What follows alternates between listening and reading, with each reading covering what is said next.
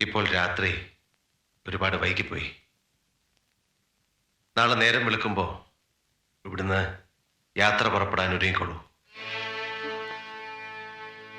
നിന്റെ വീട്ടിലേക്ക് പൊരുത്തപ്പെട്ടു പോകാൻ കഴിയില്ല എന്ന് പൂർണ്ണമായി ബോധ്യമായി കഴിഞ്ഞാൽ പിന്നെ വേഗം അകലുന്നതല്ലേ നല്ലത്. വേണ്ട, ആ വിളി കേട്ട് സന്തോഷിച്ചിരുന്ന സേതു ഇപ്പോഴില്ല. അധികം സംസാരിച്ച് കൂടുതൽ വഷളാക്കണ്ട. പോലും ഇങ്ങനൊന്നും പറയരുത്. ഞാൻ തകർന്നു പോവും. എനിക്ക് വേദനിക്കും. എന്നെ ഓർത്തില്ല, എന്നെ കണ്ടില്ല എന്നല്ലാതെ നീ എപ്പോഴെങ്കിലും എന്നെ കുറിച്ച് ഓർത്തിട്ടുണ്ടോ? നിന്നെ കാണാനില്ല എന്നറിഞ്ഞത് മുതൽ ഞാൻ അനുഭവിച്ച വേദന, ഞാൻ തിന്ന തീ, നിന്നെ കുറിച്ച് മാത്രം ആലോചിക്കുന്ന നിനക്കത് മനസ്സിലാവില്ല. എന്തായിരുന്നു ഉദ്ദേശം?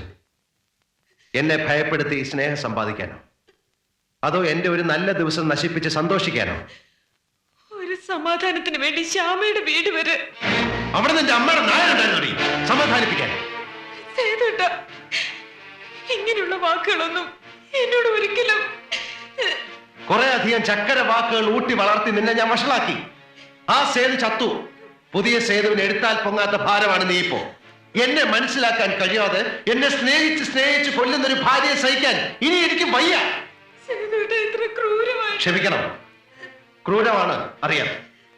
ഇതിലും ക്രൂരമായിട്ട് എന്തെങ്കിലും നാളെ സംഭവിക്കാതിരിക്കാൻ വേണ്ടി ഞാനെടുത്ത ഉറച്ച തീരുമാനമാണ്. നമുക്ക് പിരിയാം.